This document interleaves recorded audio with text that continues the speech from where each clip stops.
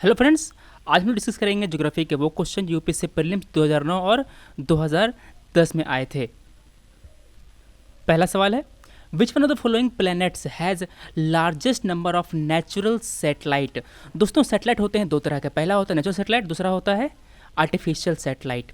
इसरो जो सैटेलाइट छोड़ती है उसे हम लोग कहते हैं आर्टिफिशियल सैटेलाइट, जो कि मैनमेड होती है, और जो नेचुरल सैटेलाइट होते हैं वो किसी ग्रह के चारों तरफ घूमते रहते हैं। वो जैसे कि हमारा पृथ्वी है, उसका एक सैटेलाइट है चांद, वो हमारा नेचुरल सैटेलाइट है। तो बताना है आपको कि किस ग्रह का सबसे ज़्यादा नेचुरल सैटेलाइट है, जुपिटर, मार्स, सैटर्न, वेनस। तो दोस्तों, इसमें से जो जुपिटर है उसका सबसे ज़्यादा 63 सैटेलाइट है। जो सैटर्न है उसका है 61, मार्स मार्स का केवल 2 है और वेनस का एक भी नहीं है। तो मेरा आंसर क्या है? मेरा आंसर है ए, जुपिटर। इसका है 63, सैटर्न का है 61 और जो वेनस है इसका है 0, मार्स का है 2। In the structure of planet earth below the mantle the core is mainly made up of which of the following. कितने लेयर होते हैं वैसे? सबसे ऊपर का लेयर होता है, फिर उसके अंदर होता है मेटल, फिर उसके अंदर होता है कोर, मेटल और ऊपर होता है क्रस्ट। तो देखिए, इनमें से जो सबसे अंदर का जो कोर है वो किससे बना होता है? वो बना होता है नीफे से। Ni हो गया निकेल और Fe हो गया आयरन। आयरन का जो केमिकल साइन है वो Fe है। तो क्या हुआ आंसर? आंसर हुआ दोस्तों C, iron. Due to their extensive rice cultivation some region may be contributing to global warming. To what possible reasons this is attributable. देखिए, लोग कहते हैं कि अगर आप धान की खेती करते हैं तो आप ग्लोबल वार्मिंग को आप बढ़ावा दे रहे हैं। तो ये कैसे होता है आखिर? देखिए, आप धान की खेती करते हैं दोस्तों, ये आपके खेत हैं, इसमें आपने धान की जो मोरी होती है उसको आपने बोया। तो जो धान होता है उसको आप हमेशा पानी में डुबोए रहते हैं, मतलब कि जो जड़ें होती हैं धान की वो हमेशा पानी से डूबी रहती हैं। तो क्या होता है, वहाँ पर जो मिट्टी होती है उसमें ऑक्सीजन की कमी हो जाती है, इसीलिए हम वो कहते हैं कि वो अनएरोबिक कंडीशन में होता है। देखिए, अनएरोबिक कंडीशन, इस कारण से वहाँ पर जो मीथेन होता है उसका इमिशन होता है। मीथेन क्या है? मीथेन एक ग्रीन हाउस गैस है, समझ लीजिए। मीथेन और CO2 ये सब ग्रीन हाउस गैसेज हैं। तो मेरा पहला सही है। The anaerobic condition associated with rice cultivation causes emission of methane. जी हाँ, सही है। When nitrogen based fertilizers are used nitrous oxide is emitted from the cultivated soil. सही क्या? जी हाँ दोस्तों, ये भी सही है। मेरा 1 सही है, मेरा 2 भी सही है, मेरा बोथ 1 और 2 आर करेक्ट। तो इस तरह से धान की खेती से ग्लोबल वार्मिंग को कंट्रीब्यूशन मिलता है। जिस तरह यहाँ पर हमारा कोर निकेल और आयरन से बना होता है, उस तरह आपको ये बताना है कि हमारा जो मेंटल है वो किस किस एलिमेंट से मिलकर के बना होता है, और हमारा जो क्रस्ट है उसमें सबसे ज़्यादा मात्रा में कौन सा एलिमेंट होता है। अभी हमने मार्स पर एक सैटेलाइट भेजी है, उसका नाम बताना है आपको, और आप ये बताइए कि मीथेन और CO2 के अलावा और कौन कौन से गैसेज हैं जिन्हें हम ग्रीन हाउस गैसेज कहते हैं। A new type of El Nino called El Nino Modoki appeared in the news. In this context, consider the following statements. Normal El Nino forms in Central Pacific Ocean, whereas El Nino Modoki forms in Eastern Pacific Ocean. सही क्या? दोस्तों, ये गलत है। हमारा जो normal El Nino है वो होता है ईस्टर्न पैसिफिक ओशियन में। ध्यान दीजिए, ईस्टर्न ट्रॉपिकल पैसिफिक ओशियन, जो पैसिफिक ओशियन है ना ये वाला, ऐसे उसका जो पार्ट ट्रॉपिक रीजन में पड़ता है उसमें हमारा अल नीनो फॉर्म होता है, और जो अल नीनो मोडोकी है वो फॉर्म होता है सेंट्रल पैसिफिक ओशियन में। मेरा पहला हो गया गलत। देखिए, इसको पहले आप इस फिगर में थोड़ा क्लियर कर लीजिए। देखिए, यहाँ पर हो रहा है अल नीनो, ये देख रहे हैं आप, ये है हमारा पैसिफिक ओशियन, ये है वेस्टर्न पैसिफिक, ये है हमारा ईस्टर्न पैसिफिक जो कि ट्रॉपिकल रीजन का है। ये हमारा अल नीनो मोडोकी है। देखिए, ये है वेस्ट, ये है ईस्ट और ये है हमारा सेंटर। तो इसको अगर आप ऐसे समझें तो इसको देखिए आप, हमारा जो अल नीनो है this is characterized by a strong anomalous warming in eastern equatorial Pacific. Eastern equatorial Pacific, इस एरिया में गर्मी होती है, इस एरिया में जो सी ओशन होता है, इसका जो वाटर होता है ओशियन का, वो गर्म होता है।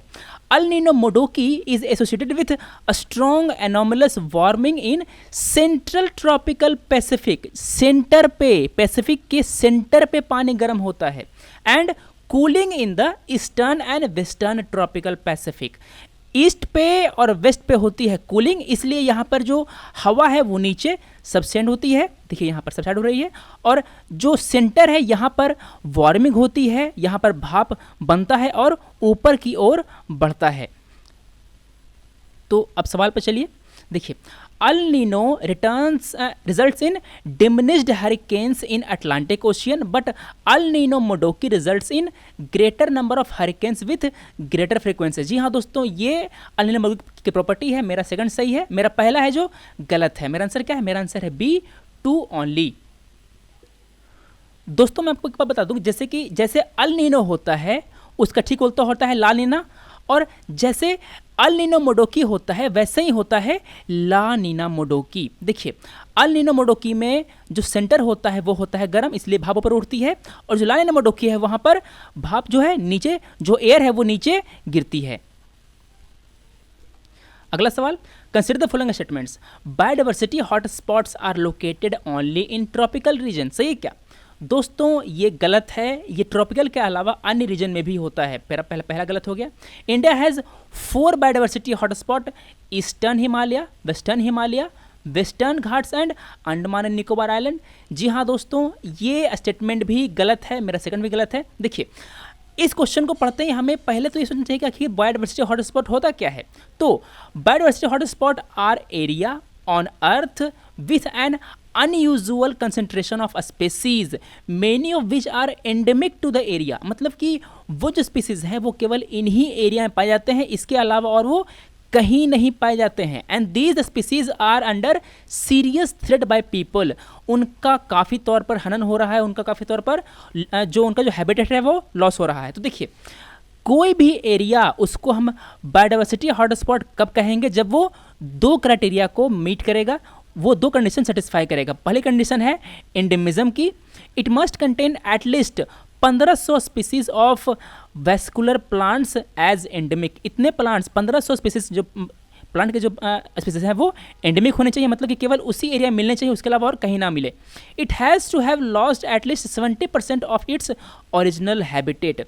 तो अगर आप कहते हैं कि हमारा एरिया बायोडाइवर्सिटी हॉटस्पॉट है तो वो खुशी की बात भी है और वो दुख की बात भी है। खुशी की बात यह है कि आपके पास एक रिच डाइवर्सिटी है वहाँ पर स्पीसीज की, और दुख की बात यह है कि वहाँ पर करीब 70% जो हैबिटेट है उसका ओरिजिनल हैबिटेट वो लॉस हो चुका है, इसलिए सरकार को वहाँ पर कुछ करना चाहिए। मेरा आंसर क्या है? मेरा आंसर है डी, नाइदर 1 और 2। देखिए यहाँ पर आपको बता दूँ कि हमारे दुनिया में टोटल 34 हॉटस्पॉट हैं। कौन कौन से? सबको मैंने यहाँ पर मेंशन कर दिया है। नॉर्थ एंड सेंट्रल अमेरिका में है, कैलिफोर्निया एंड फ्लोरिडा प्रोविंस। तो देखिए ये सब तो मतलब पड़ता है टेम्परेट रीजन में, है ना। पहला लाइन क्या था? पहला लाइन ये था कि वो केवल ट्रॉपिकल में मिलता है, तो ये तो गलत हो गया ना। ट्रॉपिकल में भी है और टेम्परेट में भी है। साउथ एशिया में देखिए आप ईस्टर्न हिमालय, इंडो बर्मा जो कि इंडिया का पार्ट भी है और म्यांमार का पार्ट भी है, वेस्टर्न घाट, इन सब हमारी ये जो एरिया है वो बायोडाइवर्सिटी हॉटस्पॉट कहलाते हैं। इसके अलावा कुछ हमारे ईस्टर्न एरिया में है, कुछ हमारे यूरोप और सेंट्रल एशिया में भी है, साउथ ईस्ट एशिया और एशिया पैसिफिक में भी कुछ हमारे हॉटस्पॉट्स हैं। अगला सवाल है, with reference to soil conservation consider the following practices, crop rotation, sand fencing, terracing, wind breaks. इनमें सबको ये बताना है कि which of the above are considered as appropriate method for soil conservation in India. ये चारों तरीके हम लोग सॉइल कंजर्वेशन के लिए इस्तेमाल करते हैं। 1, 2, 3 and 4, all 4 are correct. D is the correct option. देखिए कभी कभी लोग ये कहते हैं कि crop rotation plus inter cropping, दोनों में आप अंतर पता कर लीजिए और हमें बताइए। Which of the following reflects back more sunlight as compare to other 3। आपको बताना है कि तीनों में से सबसे ज़्यादा सनलाइट को रिफ्लेक्ट कौन करता है। मोटा मोटा आपसे ये पूछ रहा है कि किसका एल्बेडो सबसे ज़्यादा है। जिसका एल्बेडो ज़्यादा होगा वो ज़्यादा सनलाइट रिफ्लेक्ट करेगा। Sand desert, paddy crop, land covered with fresh snow, prairie land. तो इनमें से ABCD में से जो फ्रेश स्नो है वो सबसे ज़्यादा लाइट को रिफ्लेक्ट करेगा। मेरा आंसर है सी, क्योंकि सबसे ज़्यादा अल्बेडो इसी का है इन चारों में से। यहाँ पर आप एक बात ये बताइए कि सबसे ज़्यादा तो स्नो का है, हमें पता चल गया। इसके बाद किसका है? इन तीनों में से इसके बाद किसका है? इसको आप अरेंज कीजिए 1 2 3 4 इसको आप डिक्रीजिंग ऑर्डर में अरेंज कीजिए। पहला हो गया फ्रेश स्नो, इसके बाद कौन सा है ये बताइए, फिर कौन सा है ये बताइए, फिर कौन सा है ये बताइए। With reference to Luni river which one of the following statements is correct? It flow into gulf of Khambhat, it flow into gulf of Kutch, it flow into Pakistan and merges with a tributary of Indus, it is lost in a marshy land of Rann of Kutch. तो दोस्तों इसका answer है D, ये न खंबात में गिरता है न कच्छ में गिरता है, ये रन ऑफ कच्छ में खो जाता है। आंसर है डी। ये जो लोनी रिवर है वो ये शुरू कहाँ से होता है? This river originate from Aravalli range. देखिए आप जब एनसीईआरटी पढ़ रहे होंगे ज्योग्राफी वाले तो उसमें मैप आएगा आपका फिजिकल मैप, तो उनमें से जो भी रेंजेस हैं, अरावली है, सतपुड़ा है, शिवालिक है, ये सब चीज़ें आप देख लीजिए। इस पे सीधे सीधे क्वेश्चन आते हैं, कौन सा पहाड़ कौन सा पठार कहाँ पर है, आप सब देख लीजिए उस मैप में से। यहाँ पर आप ये बताइए कि हमारे भारत में कौन सा रेंज नॉर्थ इंडिया को साउथ इंडिया से डिवाइड करता है? एक तो हो गया ये।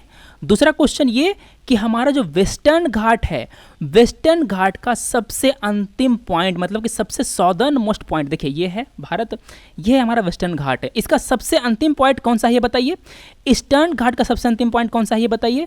और दोनों घाट, ईस्टर्न घाट और वेस्टर्न घाट किस पॉइंट पर मिलते हैं, आपको उसका नाम बताना है। ये काफ़ी फेमस क्वेश्चन है, इसको आप देखिए।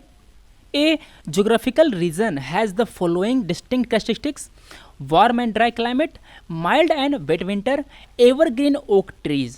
ये सभी चीज़ें आपको किस क्लाइमेट में मिलती है आपको ये बताना है। Mediterranean, eastern China, central Asian climate, Atlantic ocean, Atlantic coast of northern America.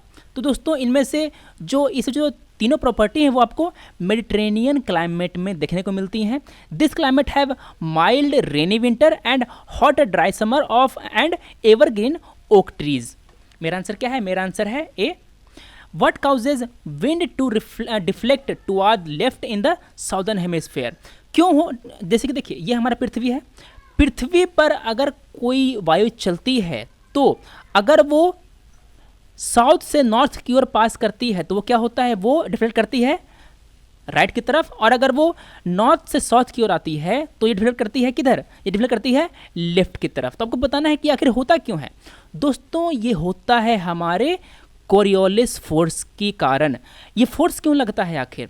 Coriolis force generate होता है due to rotation of earth. तो मेरा आंसर क्या हुआ? मेरा आंसर हुआ सी। रोटेशन ऑफ अर्थ के कारण जो विंड है वो सॉदर्न हेमिस्फीयर में लेफ्ट की ओर डिफ्लेक्ट होती है। तो देखिए इसको पढ़ लीजिए आप, ये जो फोर्स है वो क्यों जनरेट होता है? This force is generated due to rotation of earth. Earth जब दोस्तों रोटेट करता है तो हर पॉइंट की स्पीड इस अर्थ पे अलग अलग पॉइंट की स्पीड अलग अलग होती है। Due to this difference in speed any moving body, ध्यान दीजिए एनी मूविंग बॉडी, चाहे वो हवा हो, चाहे वो ओशन करंट हो, चाहे वो नदियां हो, नदियां तक, ध्यान दीजिए नदियां तक get deflected when they move towards the equator और अवे फ्रॉम द इक्वेटर। अगर आप इक्वेटर से उत्तर की ओर जाएंगे नॉर्दर्न हेमिस्फीयर में तो आप किधर मुड़ेंगे? आप मुड़ेंगे दाहिनी तरफ, राइट डायरेक्शन में। अगर आप इक्वेटर से साउथ में जाएंगे तो किधर मुड़ेंगे आप मुड़ेंगे लेफ्ट डायरेक्शन में, बाईं तरफ अपने, ठीक है। तो this force of deflection is called Coriolis force. This was later elaborated by Ferrel and that's why this is called Ferrel's law. इसी कोरियोलिस फोर्स को हम लोग फेरल्स लॉ भी कहते हैं। All moving body like wind and ocean current and river water get deflected from their normal path towards right in the northern hemisphere। ध्यान दीजिए northern hemisphere में राइट की ओर मूव करेगा और सॉदर्न हेमिस्फीयर में वो लेफ्ट की ओर मूव करेगा। और एक बात और कि आप जैसे जैसे आप इक्वेटर से दूर जाते जाएंगे तो आपका जो रेट ऑफ डिफ्लेक्शन है वो इंक्रीज करता रहेगा। आप जैसे जैसे इक्वेटर से दूर जाएंगे आपका रेट ऑफ रिफ्लेक्शन इंक्रीज करेगा। तो मेरा आंसर क्या है? मेरा आंसर है C. This is due to rotation of earth. Coriolis force जन्मा कैसे आखिर? This created due to rotation of earth, इसलिए मेरा आंसर क्या है? सी है। Consider the following countries: Australia, Namibia, Brazil, Chile. Through which of the above does the tropic of Capricorn passes? इनमें से ऑस्ट्रेलिया से, नामीबिया से, ब्राज़ील से और चिली से, चारों देशों से होकर के हमारा ट्रॉपिक ऑफ कैप्रिकॉर्न पास करता है। मेरा आंसर है डी। आप अब मैप खोलिए और ये देखिए कि हमारा जो इक्वेटर है, इक्वेटर किस किस कंट्री से होकर के पास करता है, इसको मैंने पहले डिस्कस कर दिया है, उम्मीद है आपको याद होगा। अगर नहीं याद है तो इसको आप देखिए नेट पर। और हमारा जो ट्रॉपिक ऑफ कैंसर है ये किन किन कंट्री से होकर के पास करता है। आप ये बताइए कि ट्रॉपिक ऑफ कैंसर ये हमारे भारत में किन किन स्टेट से होकर के पास करता है, किन किन स्टेट से होकर के पास करता है, आपको ये बताना है। Which one of the following pairs is not correctly matched. Berlin Rhine नदी के किनारे, लंदन टेम्स नदी के किनारे, New York Hudson river, Vienna Danube river. इनमें से कौन सा मैच नहीं कर रहा? बर्लिन मैच नहीं कर रहा, बाकी तीनों मैच कर रहे हैं। बर्लिन जो है वो हैवल नदी के किनारे बसा हुआ है, राइन नदी के किनारे नहीं है। मेरा आंसर है ए।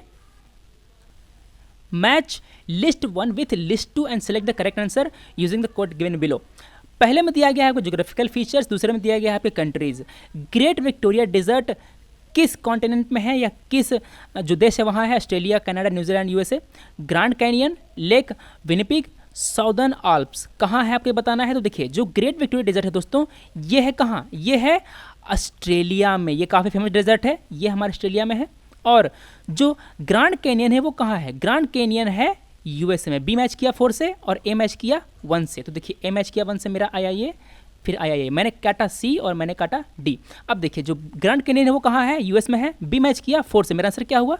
यहाँ पर देखिए B2 यहाँ पर है तो गलत हो गया, B4 केवल बी में ही है, मेरा आंसर हुआ B.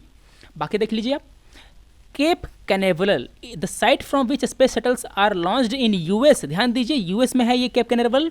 Is located on the coast of what state? Florida, Virginia, North Carolina, South Carolina. दोस्तों ये जो केप कैनेवरल है वो यूएस का जो फ्लोरिडा स्टेट है उसके टिप पे लोकेटेड है। मेरा आंसर है ए। देखिए ऐसा है यूएस, ऐसा है यूएस और यहाँ पर फ्लोरिडा है ऐसे निकला हुआ, यहाँ पर है केप कैनेवरल, यह है फ्लोरिडा स्टेट। मेरा आंसर है A. In which of the following places is the Shompen tribe found.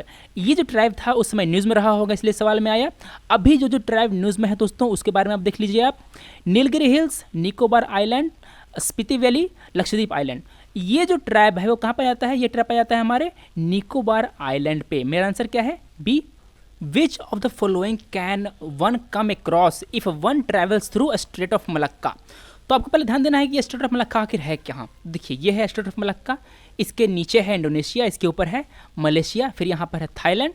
तो अगर आप स्ट्रेट ऑफ मलक्का से पास करेंगे तो आपको कौन कौन सी कंट्री मिलेगी? इंडोनेशिया तो आपको मिलेगा ही मिलेगा, आपको मलेशिया मिलेगा, मगर ये दोनों आपका ऑप्शन में नहीं है। आपको दिया हुआ है बाली, ब्रुनेई, जावा, सिंगापुर। तो दोस्तों आप देखिए इनमें से जो सिंगापुर है वो सही ऑप्शन है। क्यों? क्योंकि देखिए यहाँ पर टिप्पे पे यहाँ पर जो दिख रहा है छोटा सा, यहाँ पर है सिंगापुर। अगर आप इस स्टेशन से पास करेंगे तो आप सिंगापुर से होकर के गुजरेंगे। मेरा आंसर है डी। देखिए इस मैप में यहाँ है मलेशिया, यह है मेरा इंडोनेशिया और यहाँ इस टिप पे है Singapore. Given below are names of 4 energy crops. Which one of the following can be cultivated for ethanol. Ethanol प्राप्त करने के लिए हम लोग कौन सा क्रॉप लगा सकते हैं? जेट्रोफा, मेज, पॉनगेमा, सनफ्लावर। दोस्तों इनमें से जो मेज है उसको हम लोग लगा करके हम इससे एथेनॉल प्राप्त कर सकते हैं। अच्छा आप ये बताइए कि हमारे एनर्जी क्रॉप क्या होते हैं? एनर्जी क्रॉप क्या होते हैं आपको ये बताना है। कौन कौन से क्रॉप को हम एनर्जी क्रॉप कहते हैं? दूसरा बात ये देखिए कि हमारे यहाँ जो एथेनॉल है उसको हम लोग कहते हैं फर्स्ट जनरेशन इथेनॉल और सेकेंड जनरेशन इथेनॉल। दोनों में अंतर क्या है आप ये बताइए। In India which one of the following states has the largest inland saline wetland. कौन सा है स्टेट? गुजरात, हरियाणा, एमपी, राजस्थान। तो दोस्तों सबसे बड़ा इनलैंड सैलाइन वेटलैंड जो है हमारे राजस्थान में है। कौन सा एरिया है वो है सांभर सॉल्ट लेक का एरिया। मेरा आंसर है डी।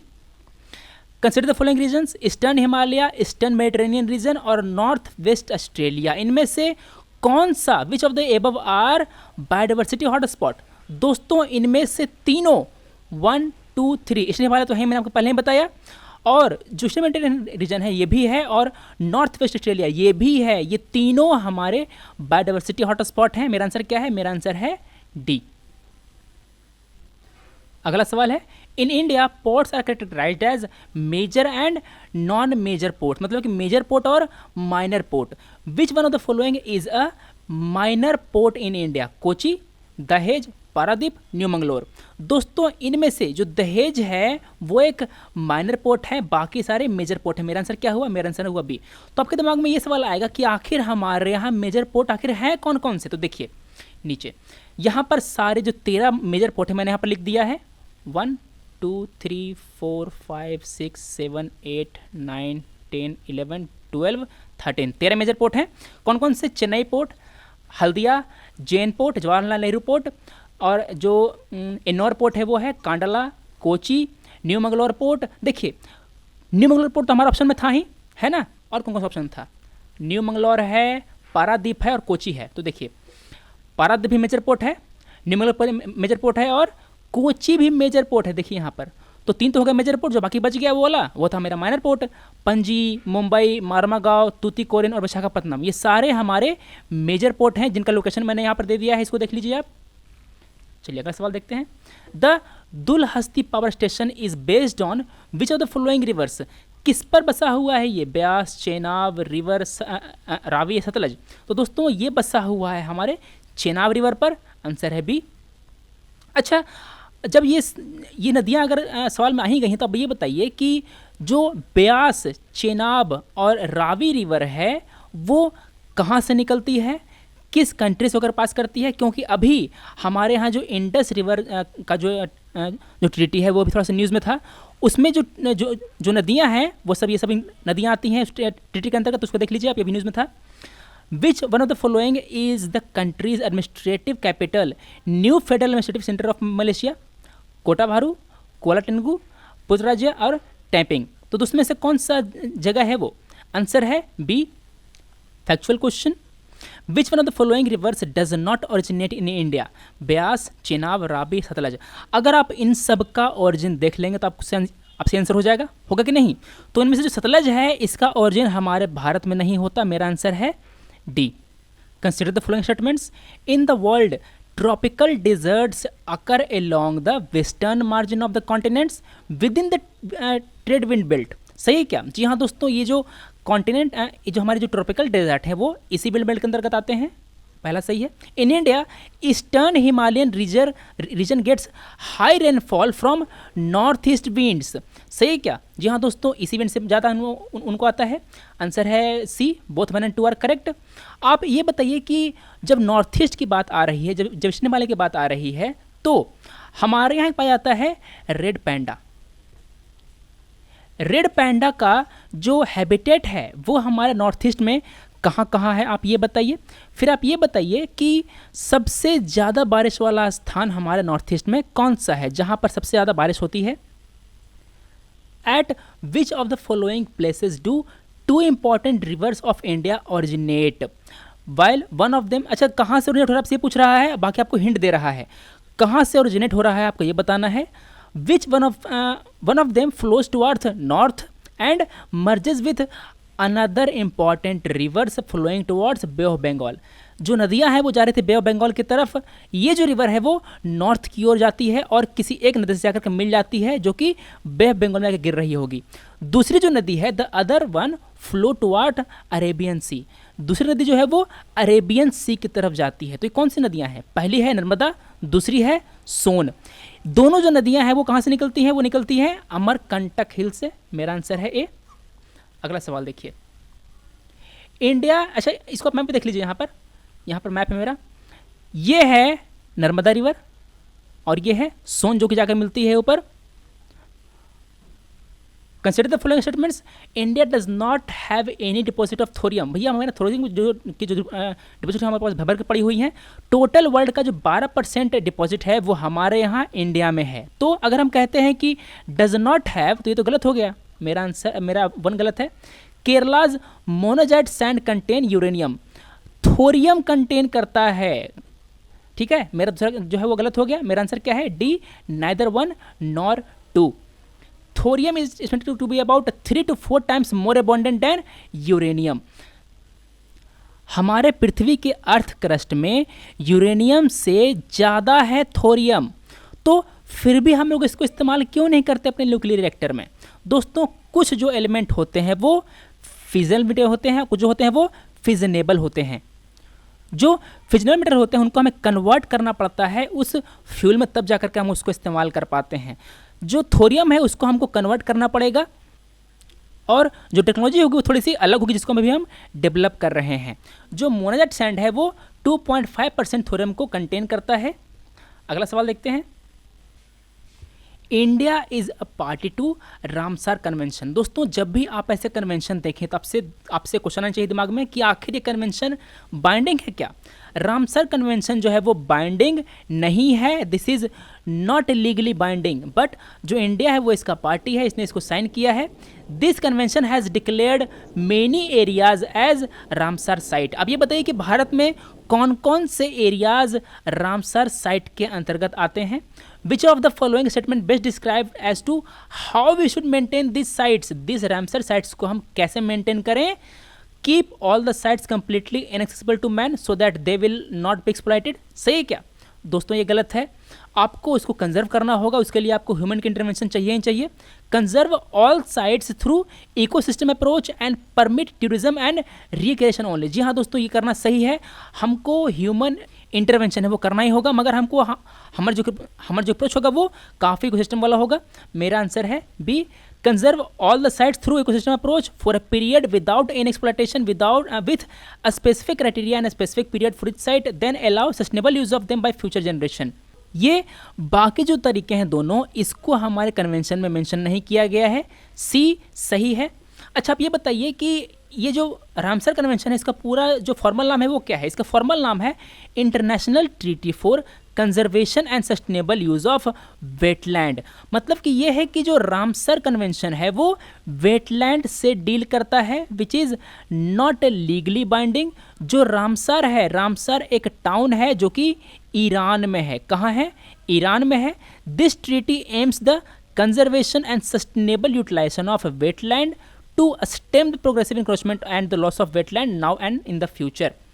अगला सवाल, Tamil Nadu is leading producer of mill made cotton yarn in the country, what could be the region? क्यों ये लीडिंग प्रोड्यूसर है कॉटन यार्न का? Black cotton soil is prominent type soil in state. Black नहीं, red जो है ना, red soil वो वहाँ पर प्रिडोमिनेंट है। मेरा पहला हो गया गलत। Rich pool of skilled labour, जी हाँ वहाँ पर जो स्किल्ड लेबर आपको वहाँ पर मौजूद है इसलिए प्रोडक्शन इसका ज़्यादा है। मेरा बी सेकंड सही है, इसलिए मेरा आंसर है 2 ओनली। अगला सवाल देखते हैं। हिमाचल प्रदेश से होकर के कौन कौन सी रिवर्स पास करती है? Beas and Chenab, Beas and Ravi, Chenab Ravi Sutlej, Beas Chenab Ravi Sutlej and Yamuna. देखिए जो चेनाब है इसके अलावा ब्यास, रावी, सतलज और यमुना चारों नदियां पास करती हैं हिमाचल प्रदेश से। मेरा आंसर है डी। इसका मैप देख लीजिएगा। When you travel in certain parts of India, you will notice red soil. What is the main reason for this color? आखिर सॉइल लाल होती क्यों है? Abundance of magnesium, accumulated humus, presence of ferric oxide, abundance of phosphate। दोस्तों जहाँ पर भी ऐसा लाल लाल चीज़ दिखे आपको तो वहाँ पर जो आयरन है उसका मात्रा ज़्यादा होना चाहिए। देखिए आप सेब खाते हैं, आप एक काट खा करके छोड़ दीजिए उस सेब को, या आप सेब को आप काट करके छोड़ देखिए, जो सेब है कुछ देर बाद थोड़ा सा लाल लाल टाइप का हो जाएगा। उसका रंग क्यों चेंज हुआ? आखिर क्या कारण है? उसमें सेब में आखिर क्या था कि उसका रंग चेंज हुआ? आप ये बताइए। जो मिट्टी है वो लाल रंग की क्यों है? Due to presence of ferric oxide. दो तरह की होती हैं, फेरिक और दूसरी है फेरस। ये फेरिक ऑक्साइड के प्रेजेंस के कारण है। मेरा आंसर है सी। Consider the following statements. The boundaries of a national park are defined by legislation. कौन सा legislation? दोस्तों इसको हमारे वाइल्ड लाइफ प्रोटेक्शन एक्ट के अंतर्गत डिफाइन किया जाता है। मेरा पहला सही है। A biosphere reserve is declared to conserve a few species of flora and fauna. दोस्तों कुछ स्पीसीज को नहीं, पूरे इकोसिस्टम को कंजर्व करने के लिए हम लोग बायोस्फीयर रिजर्व डिक्लेयर करते हैं। मेरा सेकंड है जो गलत है। मेरा 1 सही है, मेरा 2 गलत है। तो मैंने क्या किया, जहाँ जहाँ 2 इसको काटिए, बी काटा हमने, डी काटा हमने, 1 यहाँ भी सही है, 1 यहाँ भी सही है। मुझे देखना है कि 3 सही है क्या। In a wild life sanctuary limited biotic interference is permitted. ठीक है क्या? जी हाँ दोस्तों ये सही है। मेरा आंसर है C. Following are the characteristics of an area in India. Hot and humid climate, annual rainfall of 200 centimetre, hill slopes up to an altitude of 1100 metres and annual range of temperature between 15 degree Celsius to 30 degree Celsius. तो ये कौन सा area है आपके फसल, कौन से फसल के लिए आप सबसे अच्छा एरिया है? Mustard, cotton, pepper, Virginian tobacco. दोस्तों इनमें से ये जो सारी कंडीशन है वो हमारे पेपर के कंजर्वेशन के लिए सबसे अच्छी है। मेरा आंसर है सी, पेपर। तो दोस्तों आज हमने डिस्कस किया वो क्वेश्चन जो कि 2009 और 2010 प्रीलिम्स से पूछे गए थे ज्योग्राफी सेक्शन से। अब हम मिलते हैं अगली वीडियो में। Thanks for watching, take care.